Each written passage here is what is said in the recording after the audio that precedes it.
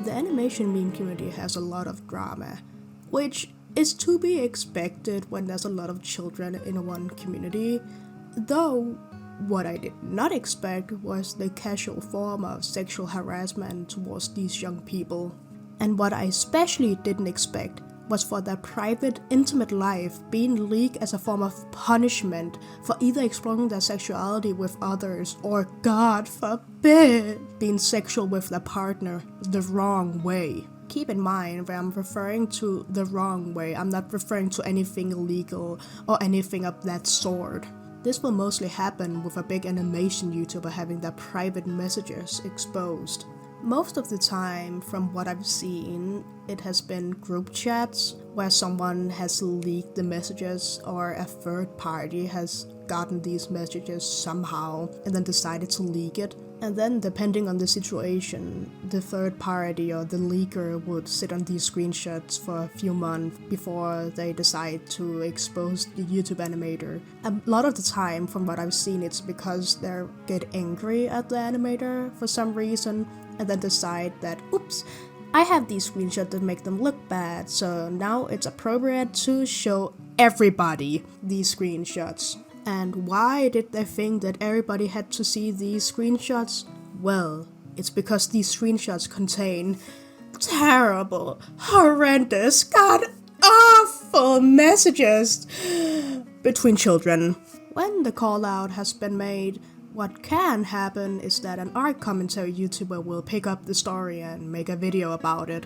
And after this, mostly unnecessary, short explanation of what could happen, I will now make an entire video dedicated to how much I think this is a concerning pattern in the community and how dangerous I think it is towards minors' safety. Whenever I see this happen, a common thing I've noticed is that everyone involved here is children. The animator who's been involved, the friends or partner who decided to leak these conversations, and sometimes even the commentary channel as well. And it's glaringly obvious. Whenever we see an actual adult getting involved, it's only when shit really starts to hit the fan and we see a child getting bombarded with serious accusations. Because believe it or not, children and teenagers don't actually understand how intimate relationship works, let alone how kinks develop or works either. Every time this happens, teens who think they know what they're talking about try and lecture other teenagers how exploring their sexuality is bad. Because the kinks or whatever kind of convo they have is either weird or taken at a surface level, because this is teens trying to make sense of what is happening around them. We see commentary channels ran by 14-year-olds picking up these stories to then put serious accusations or labels on these other teenagers. Because they can only understand intimate relationships or intimate thoughts or kinks on a surface level because these subjects require a maturity level that these teenagers simply do not have yet. There's also the fact that what children or teens' sexual thoughts is none of anyone's business, especially if it's private messages between partners. It doesn't matter that they aren't together anymore. Nobody should ever have to experience their private sexual-driven conversations be published to the never-forgetting internet. You aren't warning anyone of anything. What you're doing is exposing a child to predators, whether you like it or not.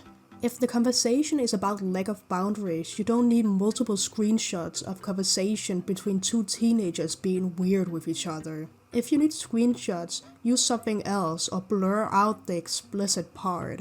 Call-out posts don't sit in a vacuum, especially drama call-out posts based on well-known figureheads in small communities. When someone makes these exposed documents with those inappropriate screenshots, you never know who will see them. Why should I, a 20-year-old, know about this teenager's weird sexual fantasies that, might I add, is in an extremely delicate state in this time of their life? Hell, let me make something clear. Why is it anyone's business what gets a teen going? Why is it such an important thing to know about when the reason for the call-out is hopefully because of other shit they have done? Why is their private life that important? Think back on all your private conversations you had, especially private conversations that have turned sexual, and imagine those conversations being leaked to not just the public internet, but to an entire audience of thousands of people specifically made to shame you That wouldn't feel nice, would it? Yeah, sorry for this shorter video, but I have honestly not been mentally stable at the moment, and recording hasn't really helped either. And I also been like visiting in a whole nother country, which has taken my time. And honestly, I just didn't feel like it. You would also see this character that I've been using in this video. The name of this character is called Fenris, and you've probably seen an older model of them. And I will mostly just be using Fenris in like off-topic videos where I either be ranting like this one or just art-related videos. It doesn't mean that Gator will disappear. It just means that he will be used in the videos that is specifically aimed as commentary or response videos to others. Yeah, I hope you all just have enjoyed this video. The next one is gonna be much longer and much bigger, so y'all better stay tuned because it's probably gonna take 60 years off my lifespan. Hi.